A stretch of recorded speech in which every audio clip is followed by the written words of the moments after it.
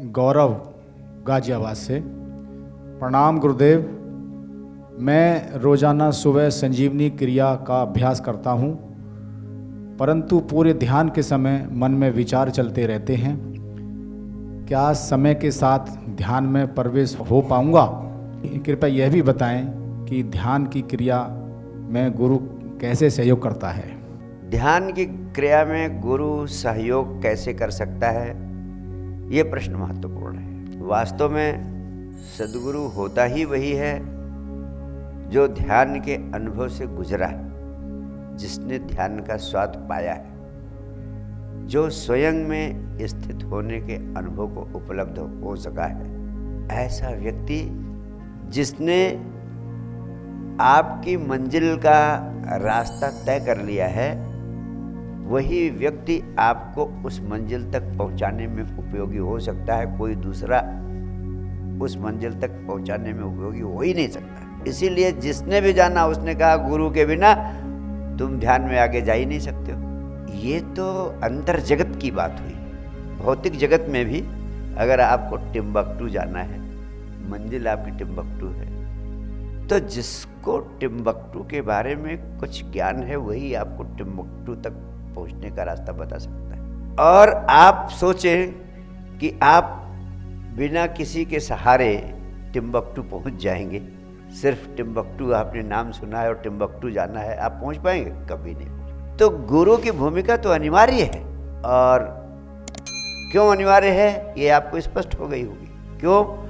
क्योंकि जैसे जैसे ध्यान की मंजिल पर पहुंचा जा सकता है, उसको उस व्यक्ति के अलावा कोई दूसरा नहीं बता सकता है जो उस मंजिल पर नहीं पहुंचा है। दूसरी बात, आपने पूछा है कि कैसे कैसे लाभान्वित कर सकता है। पहली बात, सद्गुरु को आप सुनते हैं, वह आपके भीतर समझ पैदा करता है ध्यान की। जो बाधाएं आती हैं उनके बारे में आपका मार्गदर्शन करता है। और तीसरी जो सबसे महत्वपूर्ण बात है, जो व्यक्ति ध्यान की गहराइयों को उपलब्ध हो चुका है, उसका स्मरण और उसके आभा मंडल में उपस्थित रहना, दोनों ही आपको उस मंजिल पर ले जाने में सहयोगी होते हैं। और जब ऐसे व्यक्ति का आप स्मरण करते हैं और उसके सानिध्य में होते हैं, तो ऐसे व्यक्ति की चेतना आपके भीतर की जीवन ऊर्जा को, जो मूलाधार पर केंद्रित रहती है, उस मूलाधार से ऊपर उठने में सहायक बन जाती है।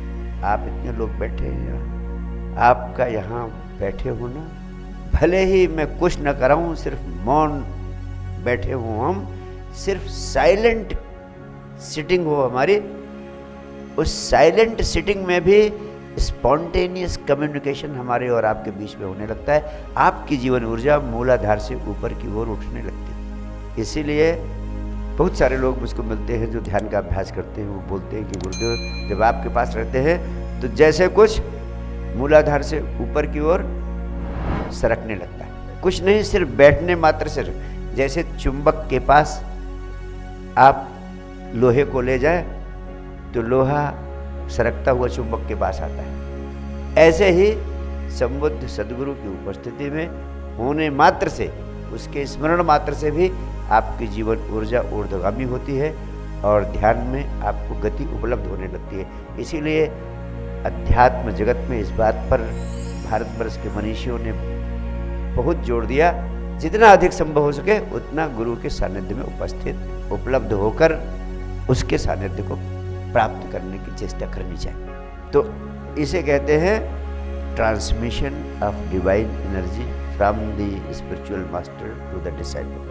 और जब आप ध्यान में आगे विकसित होने लगते हैं तो एक साइलेंट कम्युनिकेशन आप और गुरु के बीच में होने लगता है, एक मौन संवाद होने लगता है। आप कहीं भी बैठे, आप पाएंगे कि आपका गुरु कुछ चाह रहा है, और जो आपका गुरु चाह रहा होगा वैसा करने की चाह आपके भीतर अपने आप उठने लगेगी। ये साइलेंट कम्युनिकेशन केवल संबुद्ध सद्गुरु ही आपको उपलब्ध करा सकता है, कोई दूसरा, ना कोई शास्त्र, ना कोई ग्रंथ, ना कोई नियम, ना कोई डिवाइस।